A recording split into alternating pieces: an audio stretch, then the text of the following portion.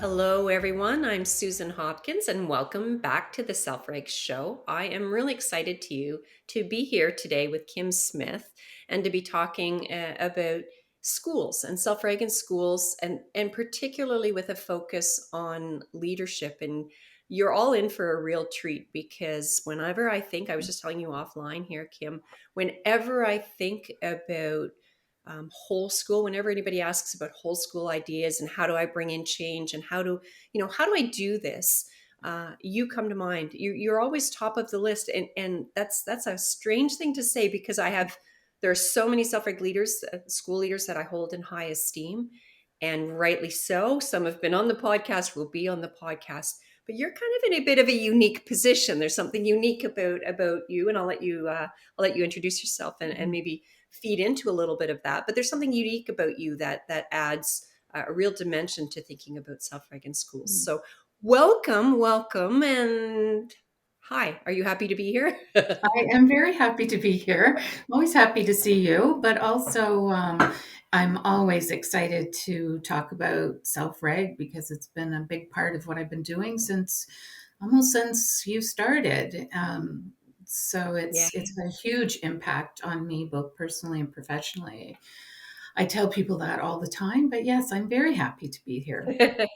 Well, and it's dark out both of our windows, and you've been in Hmm. a school all day today, so that Yeah. just shows you the commitment and your willingness to be here. So I'm just super happy about that. Kim, can you tell the listeners and the viewers, so we have a bit of both, a little bit about yourself? Sure. I have been a principal for 24 years. 4 years ago, I retired, but I continue to work in schools to fill in vacancies and to support principals when they're returning from illness or anything like that. So I continue to be a principal. It's very nice to be able to choose when and where, but I still love it, get lots of joy out of it, being in a school. I also am an e-learning facilitator and I do some speaking for the MEHRIT Centre. I love that. And I'm also a professor at Niagara University in their Teachers College. And it's another wonderful place where I can share self-reg for people who are just starting out. So I have a variety of roles, all where I'm able to dig into self-reg and share its impact and importance. So it's lots of fun things.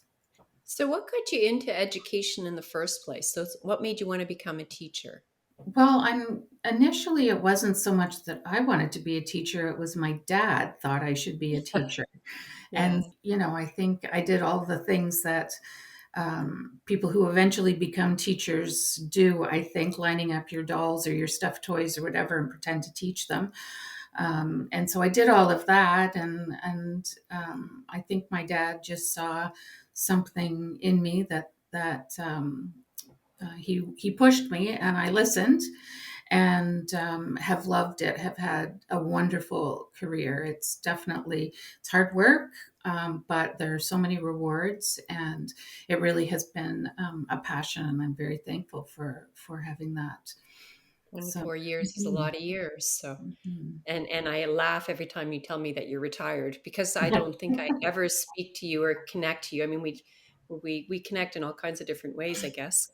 That you're Mhm. not in working somewhere full time and then some, and Yeah. facilitating courses for us and speaking, speaking engagements and all sorts of things. So Mhm. when I think back now, you're going to have to correct me if I'm wrong on this because I might be.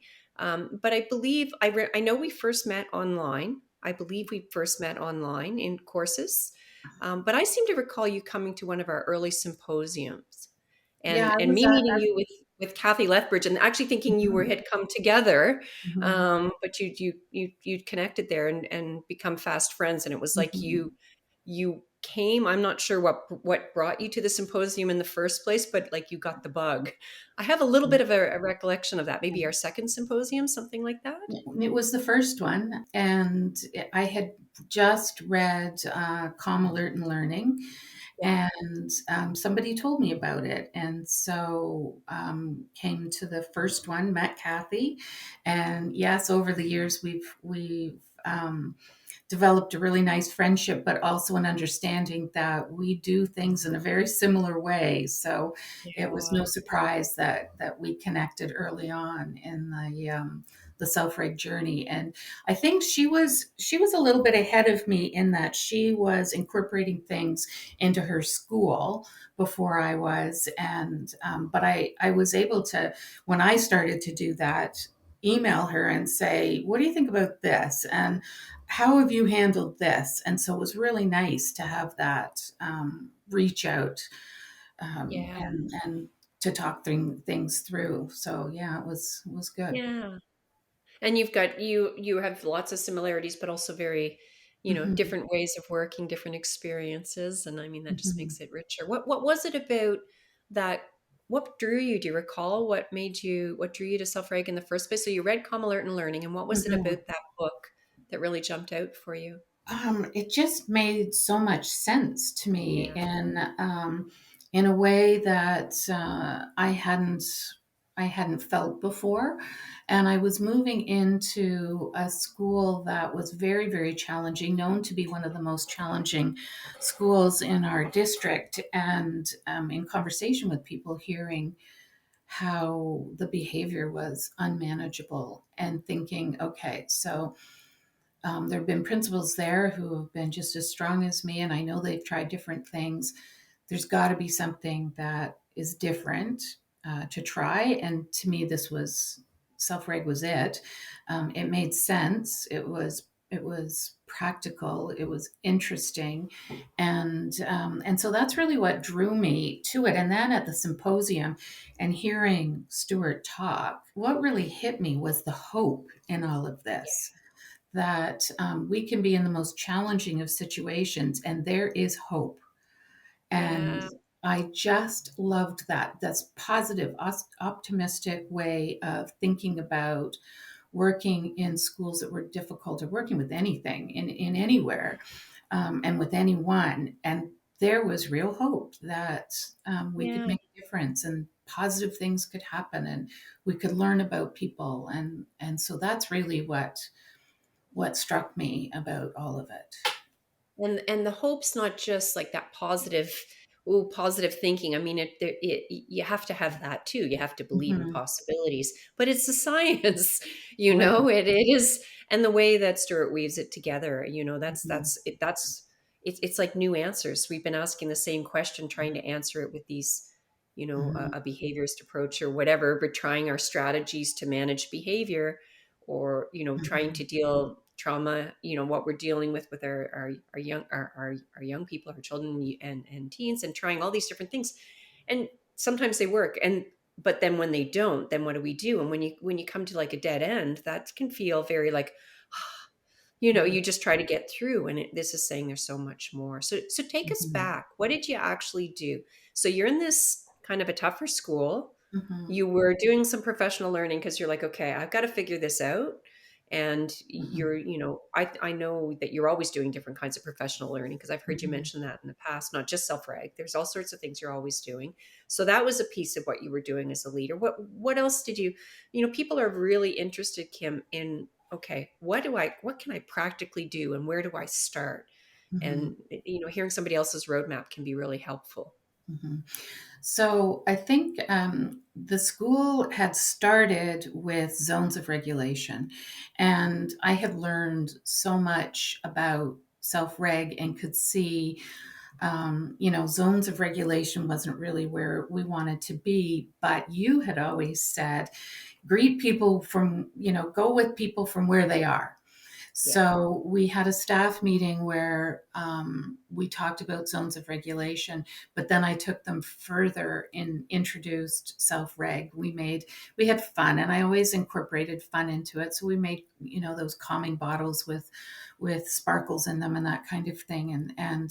But I introduced the science of self-reg, and it is amazing to see people go, "Oh my gosh, that makes so much sense."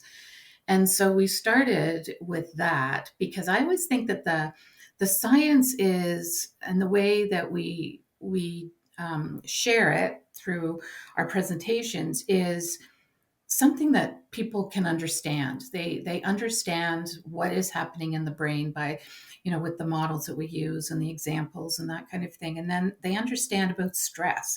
And who doesn't want to talk about stress? So Mhm. that's what we started to do. And when you go at things from a science point of view, it gives it a lot of credibility.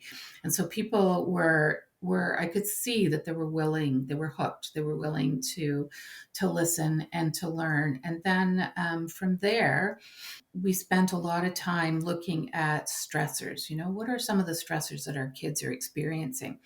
What I learned, because I was at this time, I was just taking the foundations courses. So I was learning along with them, sharing what I was learning along the way.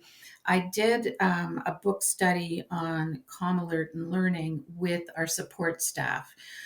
So our EAs, CYWs, secretaries, and we made it fun. So these are people that get paid by the hour. And so I was giving them an hour during the instructional day to sit together to work on the book. The newest Self-Reg book was not out yet. So that's what we started with. And we started bringing in treats for the sessions, and it became a highlight in the week. And it also gave these people who have such valuable skills but are often passed over, not paid attention to, not given the respect that they're due. It gave them a leadership role in the school. And they were the ones that were going in and watching kids and making suggestions about some of the stressors that they had and making some suggestions to staff. And from there, we opened the book study up to staff members and did the same kind of thing, but on different times. We had one online, we had one at lunch, we had one after school. We always had, food is so important. It was always a big part of it. And then we started to work through what is the process, and starting on reframing and practicing that. And one teacher, I'll never forget the day that a kindergarten teacher came running down the hall and said, "I reframed his behavior, and this is what I think." And it was so amazing. And we stood and talked about it, and other people wanted to hear how she did it and what she thought and what difference did it make. And so slowly but surely, it spread around the school. I bought resources that would be helpful. We talked about other resources, and then we just kept doing learning. So until the other Self-Reg book, we did a book study on the deepest well, which had to do with adverse childhood experiences and every little bit and then it got to the point of where different groups were asking, had found a book and wanted to do a study on that. And it wasn't just a book study, it was trying out different ideas, talking about kids in a different way, redoing our staff room for ourselves. I guess a big piece of the learning for me was when I was in classrooms and saw a classroom that was extremely dysregulated and looking at the kids. It just all of a sudden dawned on me that I needed to pay more attention to the teacher. And so Mhm. we did some shifting about with, okay, we've talked a lot about our kids. Let's talk about ourselves. And we were making strides in the school about how we were talking about kids, and how um, reframing gave it a different focus. And going back to that, there's no such thing as a bad kid. That became part of what we would say to each other all the time. But when we stopped and took a step back and said, let's look at our own stressors, it that's when I felt that we were really moving ahead.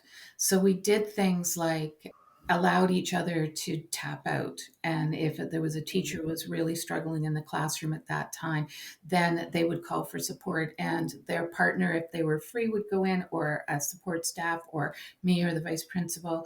And that was not just an okay thing, it was an encouraged thing. But when the person came out, there would be somebody to say, okay, how can we help? What do you just need some time? Do you need a snack? Like all the things we would go through with kids.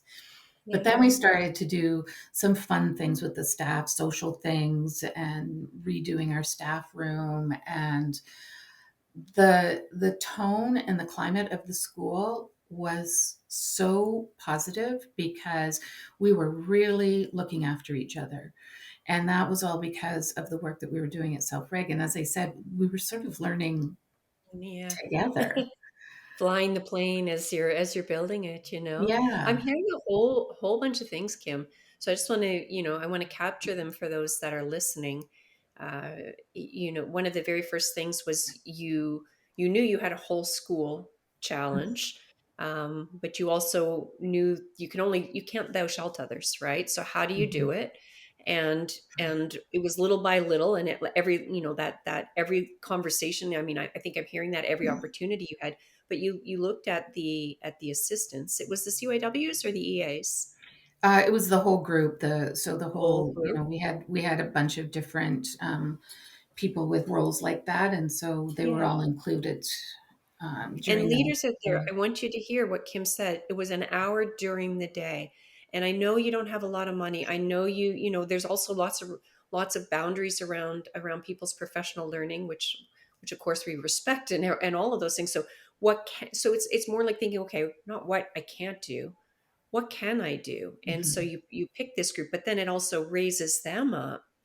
They're hungry for the professional learning. You brought in food, which I know everybody's hearing, like, of course, food. No, from a self-reg lens, mhm, food is a really big part of it because it is part of how we make connections. There's lots of ways to reduce stress. It's also, I often, in some of the meetings I do, I've intentionally made food be the kind of food you had to do a little bit more work for.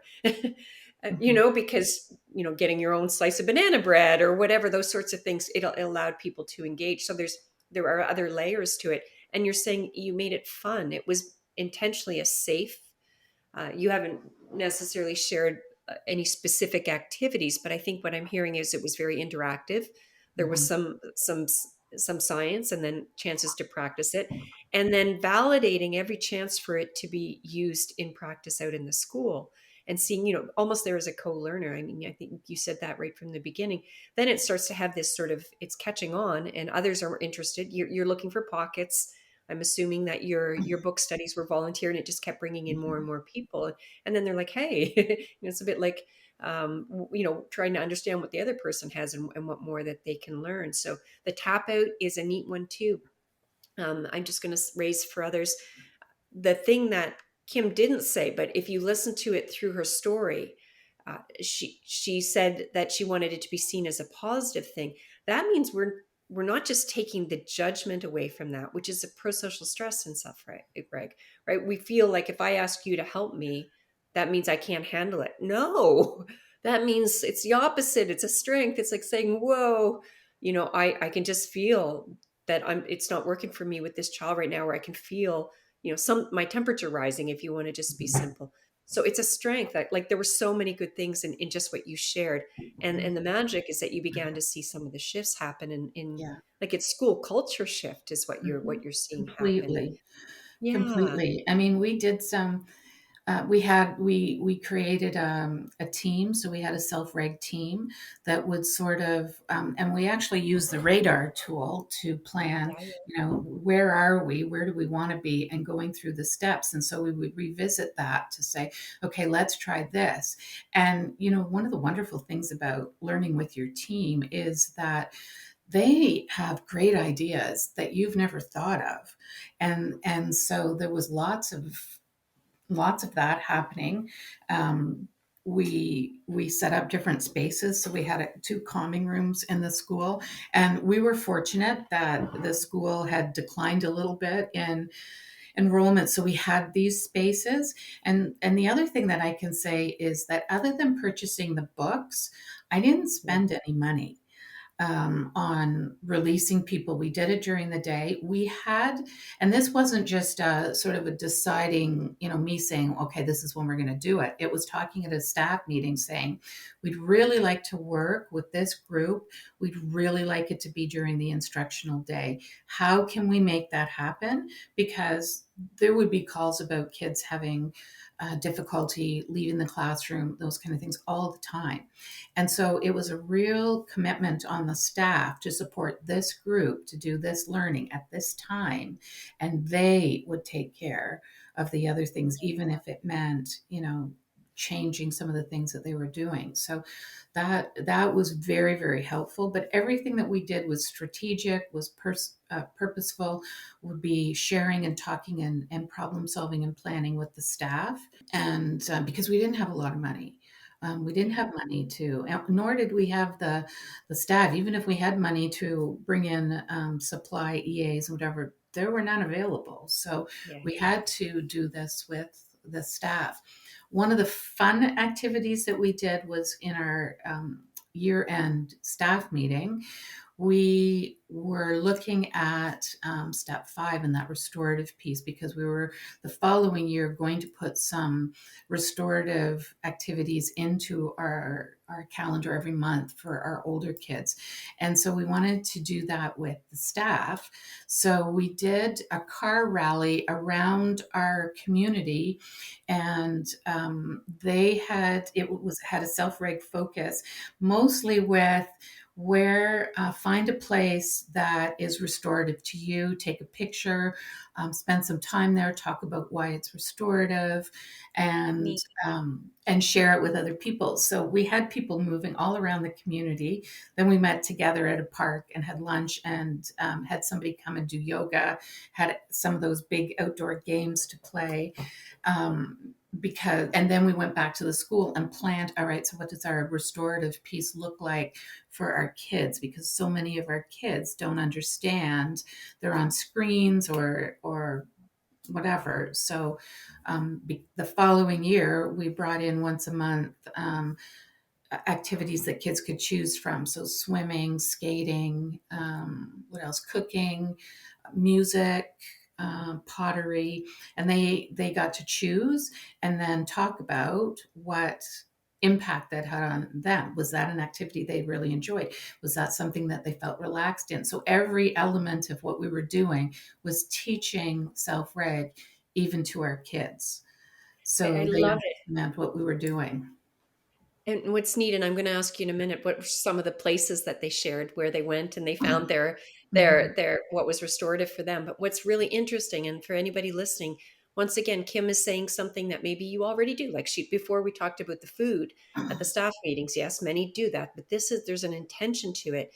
And here, what you shared is with the staff. First of all, you made it part of their last day, which is a lovely way to spend that day, right? No, there's no flip charts or PowerPoints or whatever. You're getting outside, but also it's asking you to think about what is truly restorative. Like some things we think that you mentioned yoga. I love yoga, but yoga's not for everybody, Mhm. right? So being able to realize what for other people, it's a very different thing that they need for restoration, and then tying that back in to coming back to the school. So again, you might say, oh, well, we offer skating to our kids, we offer choices, but are we doing it and framing it as, hey, it's part of our balance. We're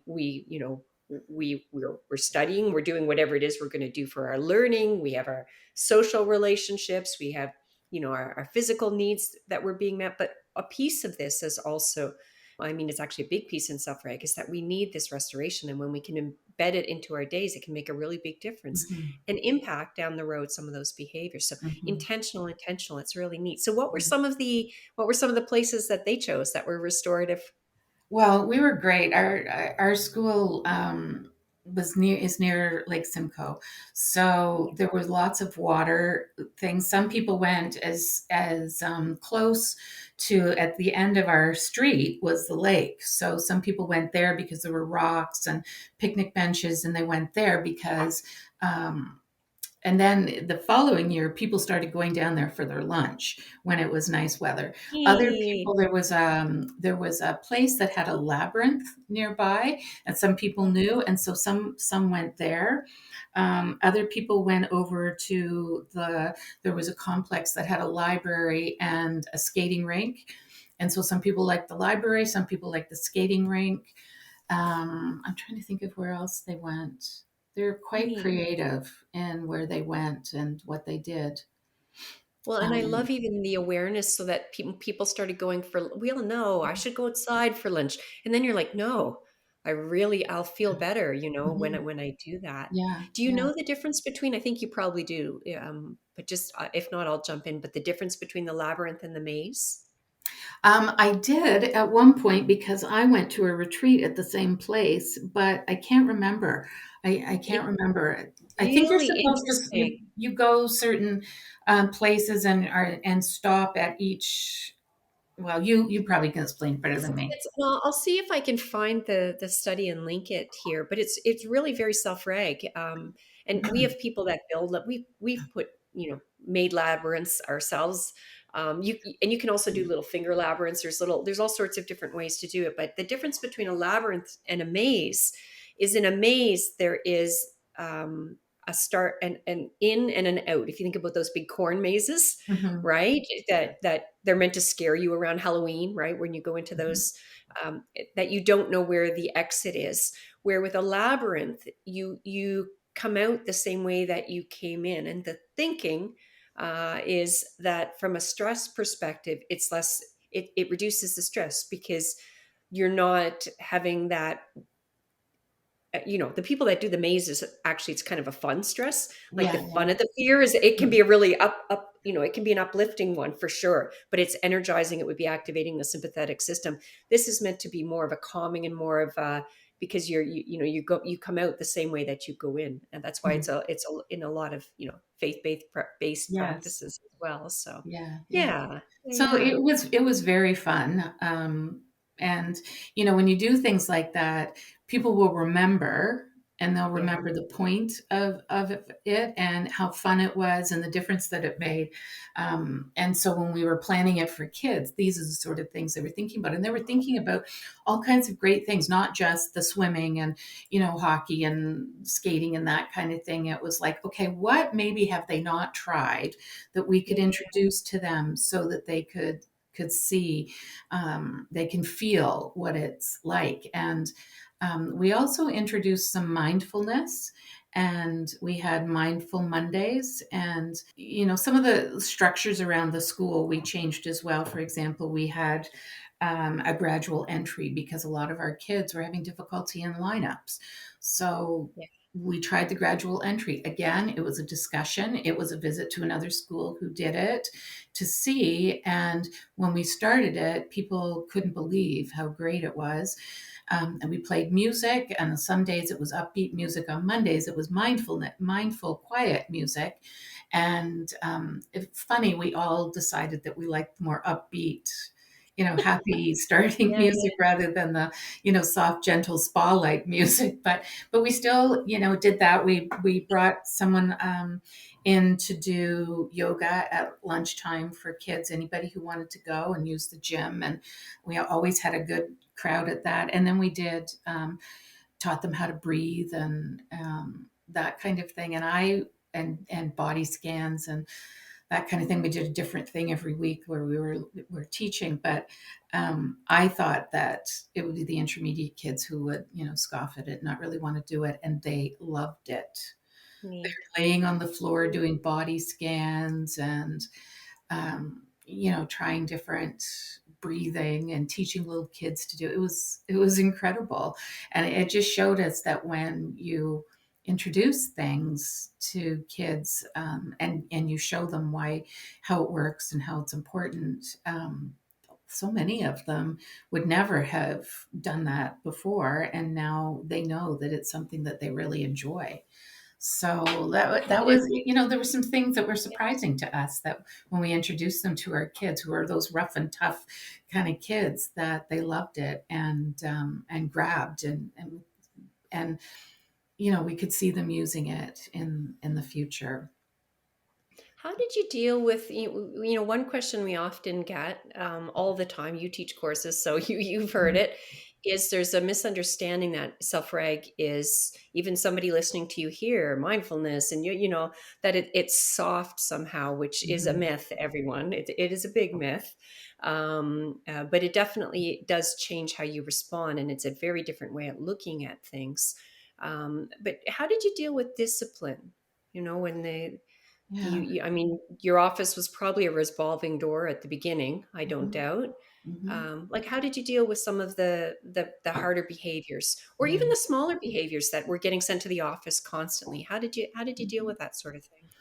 Well, the first thing that I did or I do whenever I have my own office is I have it as a kid safe zone. It's comfortable. There's kids things in there.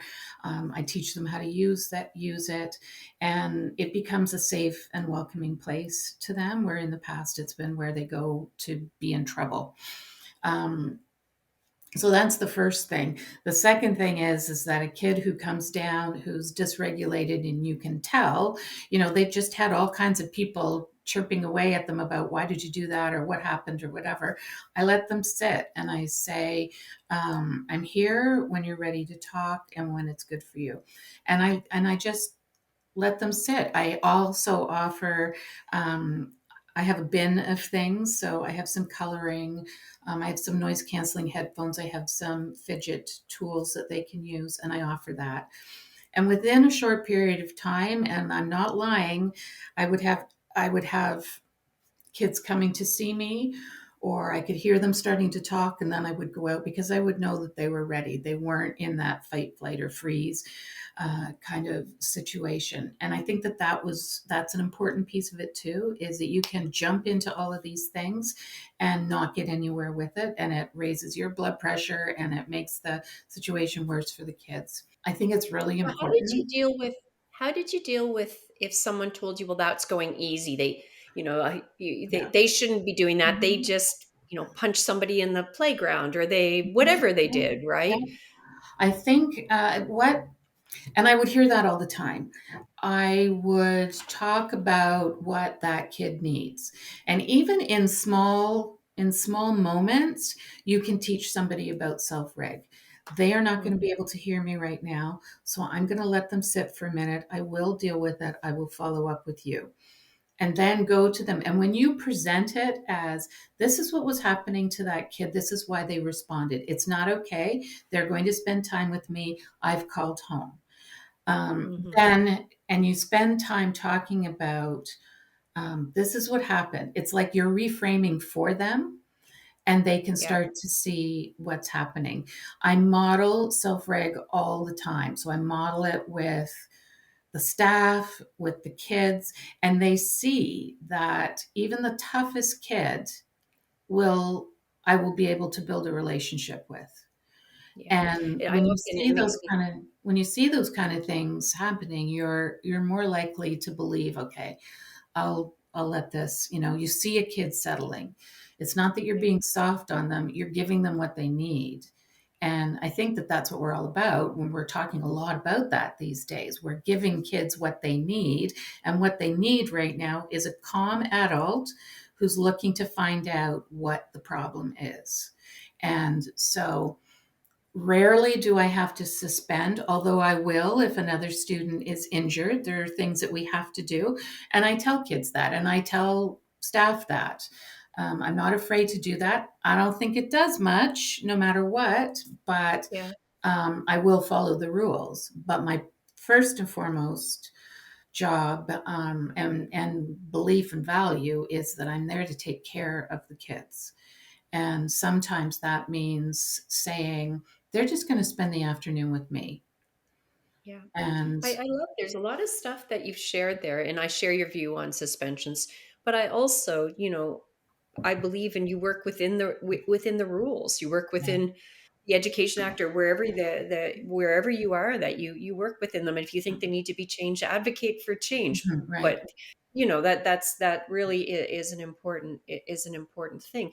But I also think sometimes it's the right thing. Kids do need to go home because it's the right thing for Yeah, them too. yeah, There are days exactly. Yeah. it is, there is no learning going to happen today after that happened, Hmm. and it's the right thing for, so I heard a few things that you shared there. One thing that I've evolved in my own experience is I always struggled, when I was a vice principal. So I struggled. I tried really hard on the outside, but whatever's going on the inside seeps through. Hmm. When I would find teachers that were really hard on kids, and those were always the same teachers that wanted me to suspend and all those things. I could find my soft eyes for kids and parents so a lot easier. EAs, but the truth is, when a teacher or anyone is saying, "But you just need to suspend," but what they're telling you is that they're stressed, Mhm. Right. and it's just I'm maxed, and in my head, the only solution is that you're going to suspend this kid, which is not, because that's going to teach them, when we know from the science it really doesn't. What it teaches is about Mhm. power.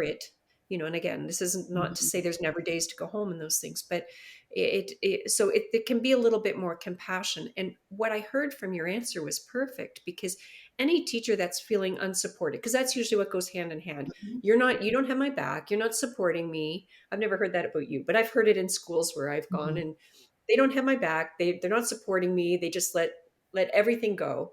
But you didn't do that. What you said was, no, this is not okay. They're not hearing me, so I'm not going soft. I'm waiting, to get Mhm. them to be open to hearing me. And there's science behind that. You would do a lot more of that in a workshop, or Mhm. 5 minutes at the start of a meeting, right? Any of those sorts of things. But also, I will deal with it. I have called home, and it was very to the point. And I think oftentimes we think they really want you to suspend, but really Mhm. they want to know you're dealing with this. And what Right. you're saying is, I am dealing with it, and I've called home, and this is what's happening, and then back to the day. And over time, as they see um, that approach, it starts to bring the temperature of the school down some. Yes.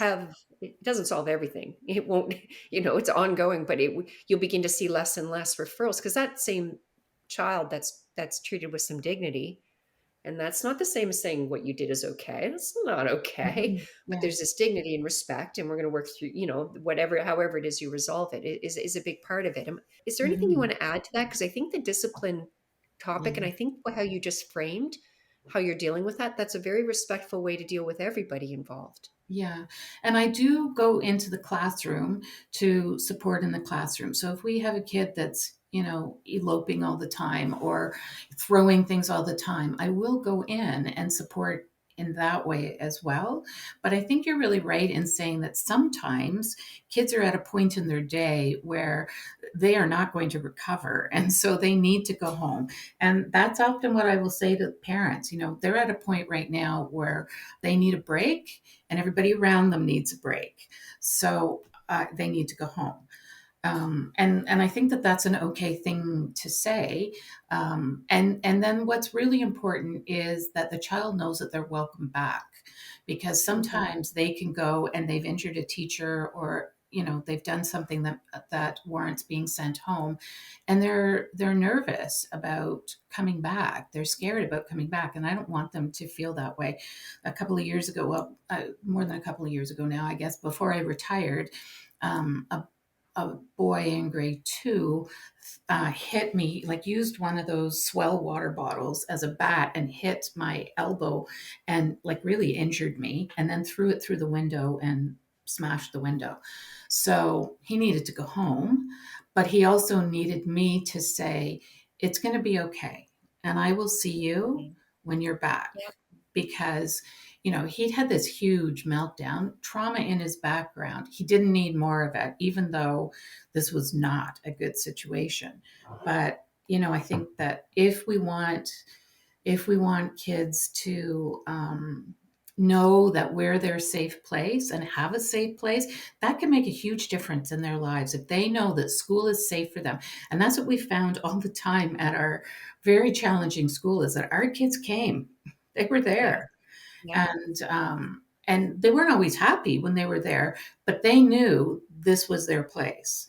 And that's what we wanted. I mean, we need these kids who are so traumatized from Yeah. other aspects of their life to know that there is safety in the world. There is a place where you can find at least one person that will care for them and love them no matter what.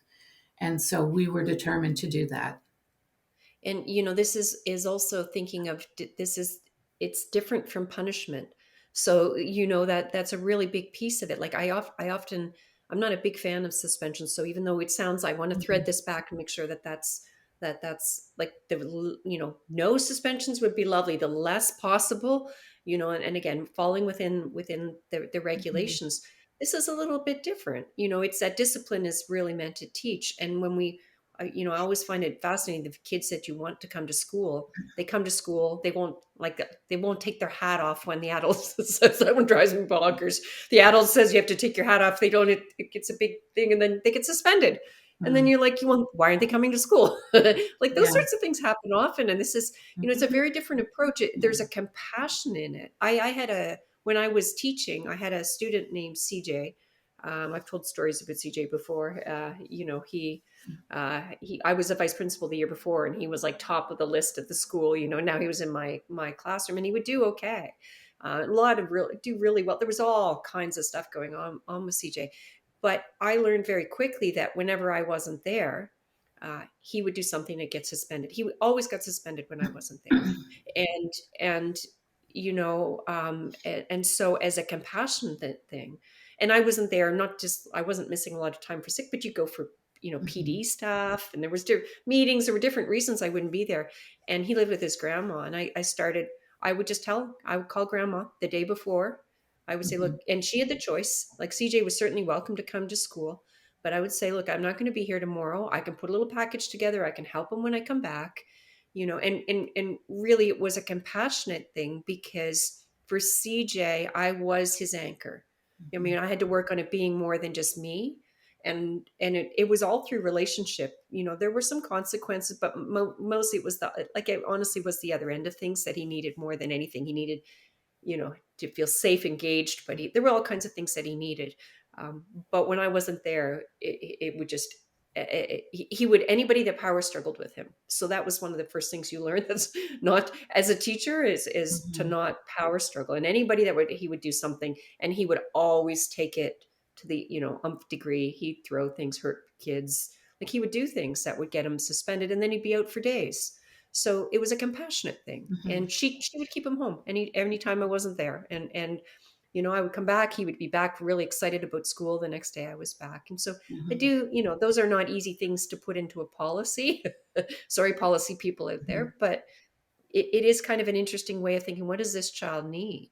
Yeah. What do they need? What do they need? And what is best for the child right now? And we do it with the parents, with the caregivers, not to them, not to the child. It's with.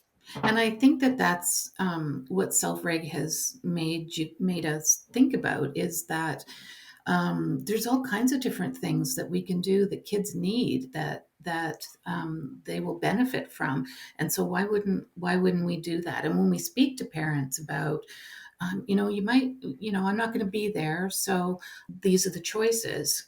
Then they have the option of doing those things, but we might not have thought of those things before self-reg came along. So I think that it pushes us to stretch our thinking a little bit.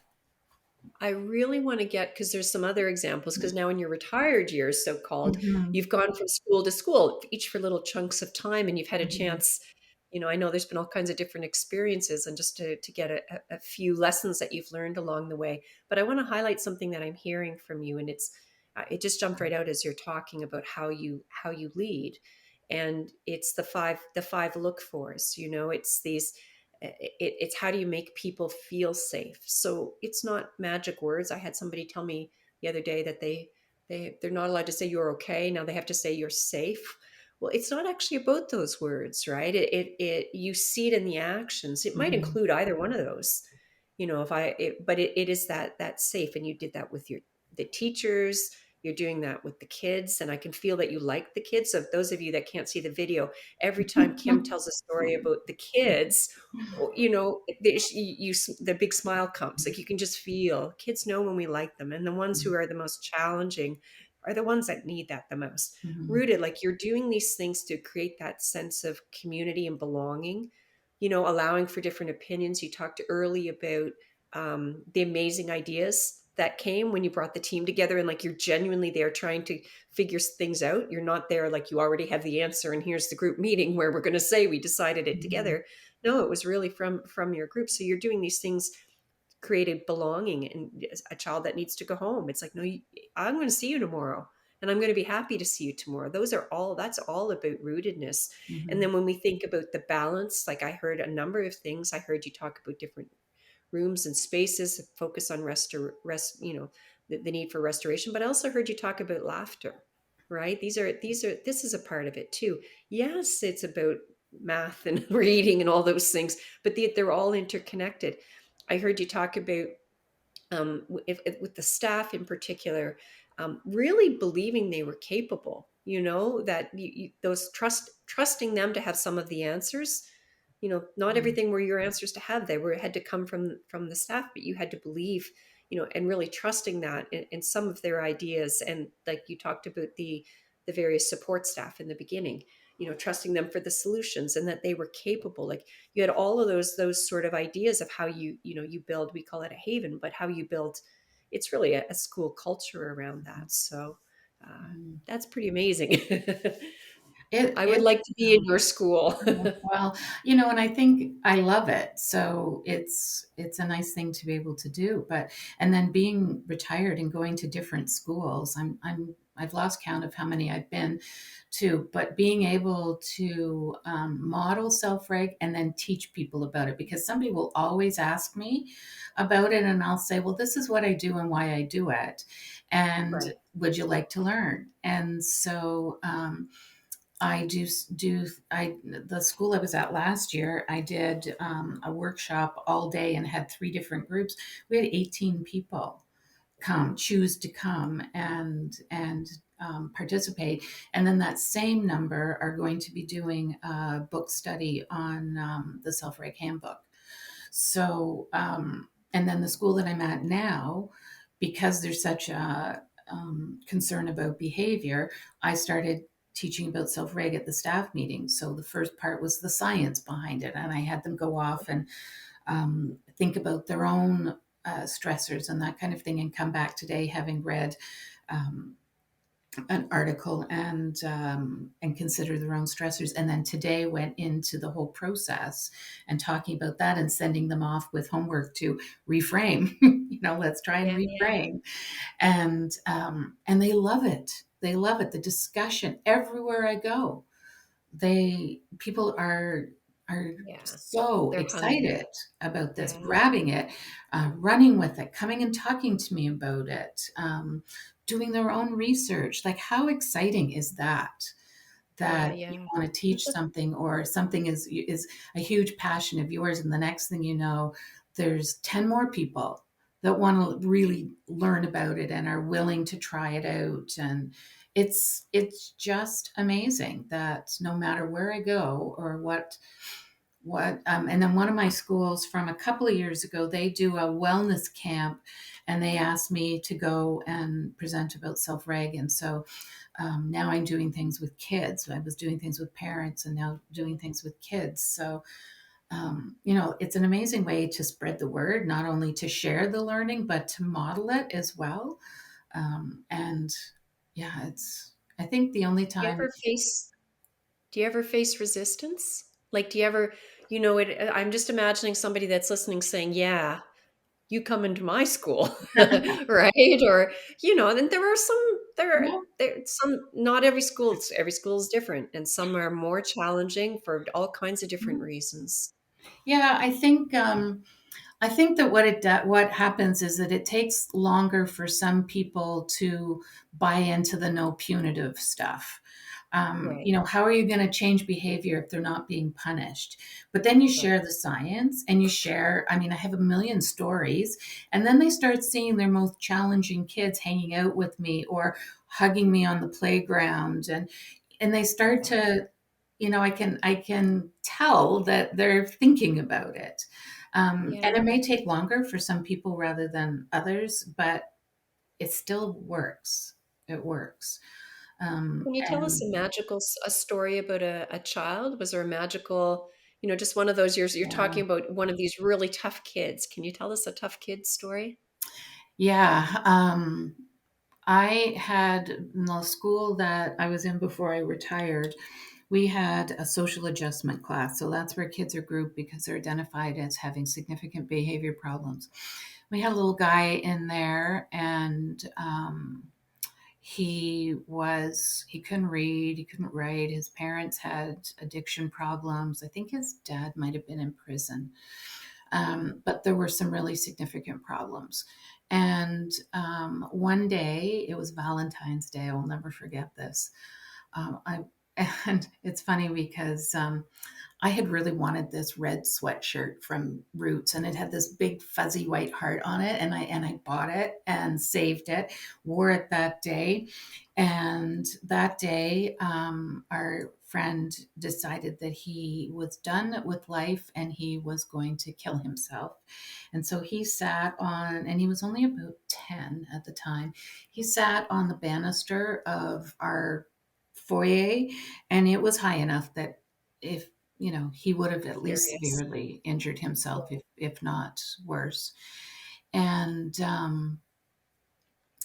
we had built up a really positive relationship with him, but life was hard, and so he was Yeah. done, and he was going to jump off of this railing. And the CYW, who was very into self-reg, and myself, we were there and talking to him. We had the secretary call 911. The police came up the stairs, and the CYW and I were talking to him. And I said to him, I know things are really hard, but we love you so much. We couldn't imagine being without you. Please come over. And he just did that little bit of leaning towards me. And I took a step and held on to him and pulled him off the banister. And it was this was a kid who was cursing and swearing and spitting and hitting and doing all of those kind of things earlier in the year. And yet, this was one of the worst days for him. And he Yeah. still responded to us Oh, saying, "We love you. We can't imagine being without you." And the police officer standing behind me said, "I don't know why you called me. You didn't need me." And, wow. it was just, Yeah. it was, Needed to know. we Yeah. put him in the ambulance, and the CYW and another support staff followed him to the hospital. And I sat in my office and cried. And Oh, it was just, I mean, that's a huge story. But the fact that he knew that we loved him yeah. really made an impact on us. I've never worn the sweatshirt again. Yeah. But his classroom teacher and the CYW and we haven't worked together for a while. We text each other every Valentine's Day to say, "Remember that day? How are Yeah. you?" It was just such something that just had such a huge impact on all of Yeah. us. But we knew that we had shown him enough love that. I love that. I mean, I'm sure other people have goosebumps from that. I've never heard that story before. Mhm. That's a big one, and just the power of love. And we're sometimes afraid. Somewhere along the line, it was said that we're not allowed to say we love, Yeah, in schools. Love. Yeah, no, that making someone feel loved yeah. and a child feel loved, Yeah. and He needed whether that. He needed it, and he knew that we meant it, which is yeah, really important. That that's we the had, key. and this is a social adjustment class where the kids are suspended more often than they're there. Yeah, We didn't do that. We yeah, we changed the way the classroom was, so we had a lounge for them. We had snacks for them. We had music and pretty lights and all those kind of things. We completely changed their environment, and then we changed how they were treated. Um, right, and it had a right. huge impact. And Just he's just making one it. You example. spend Yeah, if you're spending 190 whatever days a year in a space, it should feel like a good space, Mhm. right? And Yeah. with some of these things we think of as external, they're not. They're, the Mhm. environment matters. Think about, I showed you, I just put my pictures. I think I've put them up too high, but I've just moved, in the room that I'm in. For those of you just listening to the audio, I'm just pointing to some pictures from an artist that I haven't even got them framed yet. I just love I love them. They're a couple of paintings from an East Coast artist. But thinking about the things we put in our space, well, it's no different for kids. Mhm. It Yeah. really is if they've got to spend all that time. in a year in a school space, it should feel like their own, Hmm. right? And then treated Yeah. with dignity, no matter what, no matter And what. kids who are coming from, some of those kids were living in the hotel down the road. So, Yeah, being conscious of that and really thinking, what do these kids need? They don't need somebody telling them what to do all the time. They need somebody modeling how to treat people and how to learn. And so that's how we staffed it, but that's also how we modeled, yeah, in the school. love it. So I'm going to let you have the last word, but before I do, any final word, any final thoughts that you'd like to share with people? I have to ask you one question that I honestly don't know the answer to, Kim. Actually, I don't know the answer to any of the questions I've asked you. So I have never seen you or in any way even the slightest frazzled. You always come across calm, cool, collected. We're human. I think you've seen me frazzled. I've had those. I get the moments. I get I get very, very wound up. I get a bit manic sometimes. Are you always calm? Are you always Um, sort of really level when I you're think as a principal? if I brought my husband up here, he might have something to say about that. But I Isn't have that to fun? say, yeah, but I have to say that at school, yes, I am calm. I mean, I'm confident about what I do and how I do it, and I'm passionate about it, and I'm experienced. So Yeah. all of those things together allow me to. I used to say, "Oh, I've seen it all." No, I have not seen it all. Yeah. But I know that I can manage enough. And I think that the school that I'm in right now is very dysregulated. And if I'm not the one that's regulated, then it will continue to stay And that who? way. Yeah. Yeah. So if I am calm and confident, then those around me will feel that way. And generally, I do feel that way. There's So not. what do you do for your own self-reg? What do you do to keep that balance? Well, I learned about self-reg. That's part of what Yeah. I reframe my own behavior constantly. Why am I doing that? Why am I feeling that? Why am I thinking that? And then but I'm a big reader. I love to read, and I read great books all the time. I have a wonderful network of friends, and I think those are things. I'd love to say that I run, and I don't. Yeah. but but I have enough things that, like, I came in here to. I'm in my office, and my office is decorated in a really light pink, and it's just beautiful for me. And I have my candle going, so Yeah. it's just sometimes little things like a really nice candle that so yeah, I am pretty calm most of the time, but just don't talk to my husband or my son. Well, that's lovely. Well, it's an opportunity. So thank you, first of all, on behalf of everyone listening. I'm sure everybody took something away from that. And, got to know you a little bit better. I'm very thankful that you have been 24 years working with kids and other colleagues. I can only imagine the difference you've made in all those years, Mm. Kim. It's So I'm going actually to thank. 35 years as an educator, but 24 as a principal. So, Oh, so I messed up my numbers in the beginning. So it's even more. That's a mhm, lot. It it really, is a lot. it really It's is. a lot. Yeah, I'm But, coming on. I um, think I'm at 25 about or so in education. But well, you've done what lots of would you other like to things. leave folks with? So just a chance to say a final word, any sort of words of wisdom or any final thoughts. There's no right or wrong way to end off our show, but the last word is yours. Well, thank you for having me. It's nice to spend time with you, but it's also self-reg really is a passion, and I honestly tell people it's changed me personally and professionally. I'm so thankful for that. But I'm also, I'm very fortunate to have landed in a career where every day I feel like I can make a difference positively with people. And so, really, that's my goal. But what I take away from it is so much more. And I'm thankful for that. But self reg has been a really, really important part of my growth. So, thank you. Well, thank you. And thank you, Kim Smith. And folks, please share this podcast so that it can reach new audiences, we welcome your comments. We'd love to hear from you. I'll make sure that any we get will go to Kim. So if you have any questions, please Mhm. feel free to throw those into the comment area wherever you're watching your podcast. Thank you, Kim. Good Thank night. you.